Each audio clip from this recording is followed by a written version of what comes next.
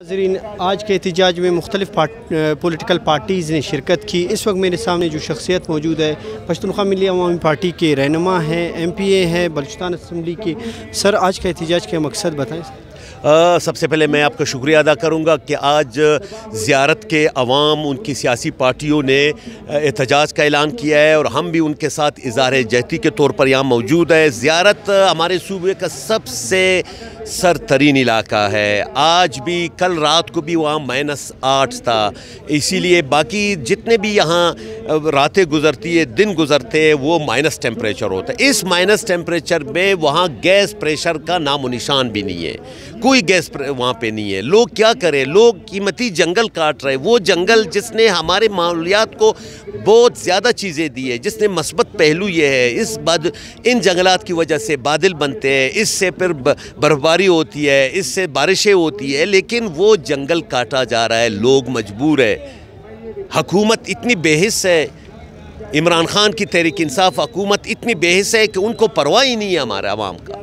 وہ gas pressure نہیں ہے، کوئٹہ میں نہیں ہے، اور پشین میں نہیں ہے، کلات میں نہیں ہے، مستنگ میں نہیں ہے۔ ہر روز آپ نے دیکھا کہ کل علمو چوک پورا دن بند رہا، لوگ احتجاج کر رہے، بجلی نہیں ہے، گیس نہیں ہے، پانی نہیں ہے۔ کیسی سب افسوس سے کہنا نہیں پڑتا جس صوبے سے گیس نکلا ہے اور یہاں پہ بچے، خواتین احتجاج میں آئے روز، آج بھی اسی ہم دیکھ رہے ہیں۔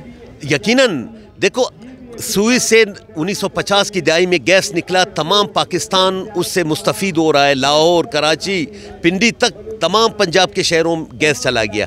ہمیں صرف اس وجہ سے 1980 کی دہائی کے وسط میں کوئٹہ کو گیس ملا کہ یہاں کینٹ واقع ہے۔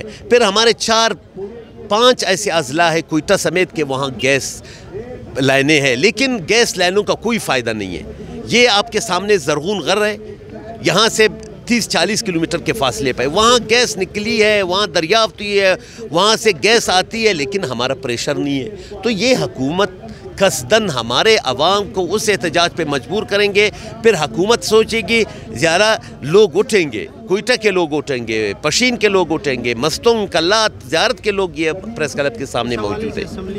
ہم نے یقیناً ابھی ریسنٹلی ہم نے 2 دسمبر کو ہم نے بلایا تھا ایم ڈی کو، ہم نے قرارداد پیش کی ہے اسمبلی کے فلور پر، میں نے اٹھایا، اپوزیشن کے تمام ممبر بڑی شدت کے ساتھ ہم نے اٹھایا، ایم ڈی کو ہم نے بلایا کہ آپ اس گیس پریشر کو درست کریں، لیکن وہ درست نہیں کر رہی ہے۔ حکومت جو ہے نا ٹس سے مس نہیں ہو رہی، یہ لاتوں کے بوت ہے، باتوں سے نہیں مانتے، لہٰذا ایک مؤثر احتجاج کرنا پڑے گا۔